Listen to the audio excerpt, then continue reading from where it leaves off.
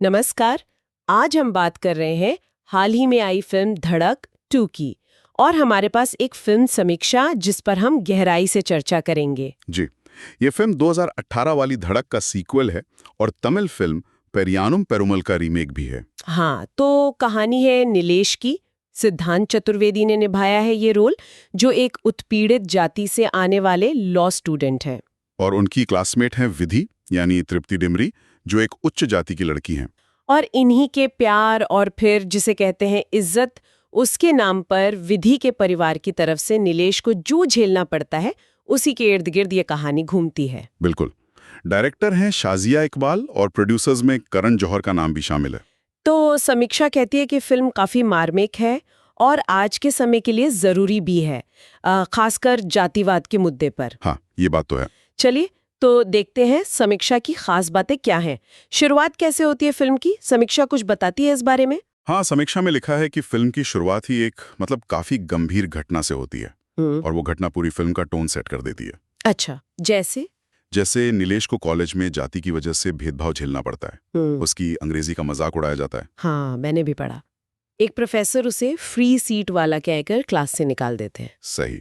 और उसी पर नीलेश का वो डायलॉग है, फ्री की बड़ी कीमत चुकानी पड़ती है। काफी दमदार लगता है वो।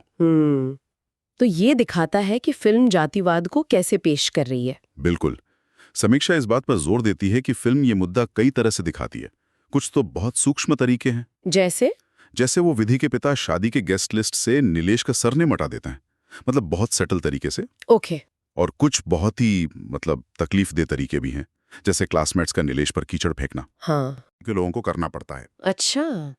और परफॉर्मेंस के बारे में क्या, एक्टर्स ने कैसा काम किया है? देखिए, परफॉर्मेंस की बात करें तो सिद्धांत चतुर्वेदी की काफी तारीफ है। हाँ। समीक्षा के हिसाब से उन्होंने नीलेश के किरदार का जो बदलाव है, एक दबे सहमे लड़के से लेकर एक आत्मविश्वासी इंसान बनने तक का, वो बहुत ही अच्छे से निभाया है। ओके। और तृप्ति डिमरी को भी भोली लेकिन सपोर्टिव पार्टनर के रोल में कन्विंसिंग बताया गया है। और विपिन शर्मा का भी जिक्र है। उनका रोल छोटा है पर यादगार है, ऐसा लिखा है। लेकिन कहानी कहने के ढंग पर, नैरेटिव पर कुछ सवाल भी हैं समीक्षा में। हाँ, बिल्कुल।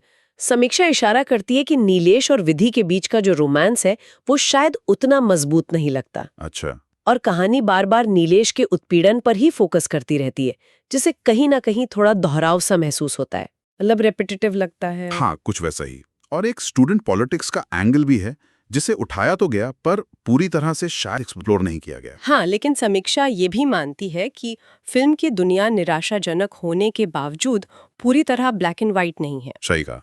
जैसे कॉलेज के डीन हैं, जाकिर हुसैन ने निभाया है किरदार।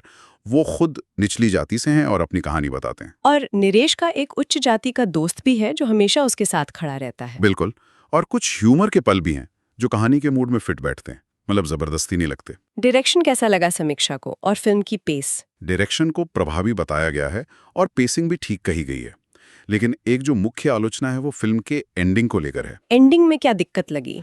कहा गया है कि क्लाइमैक्स बनने के बाद भी फिल्म का अंत थोड़ा अचानक और हल्का, अंडरस्टेटेड सा लगता है। अच्छा, वो इम्पैक्ट शायद नहीं आ पाया जो आना चाहिए था। शायद यही बात है। संगीत की बात करें तो गाने, खासकर दुनिया अलग और बस एक धड़क, कहानी के साथ अच्छे लगते हैं। कुल मिलाकर समीक्षक ने फिल्म को 3.5 स्टार दिए हैं 5 में से।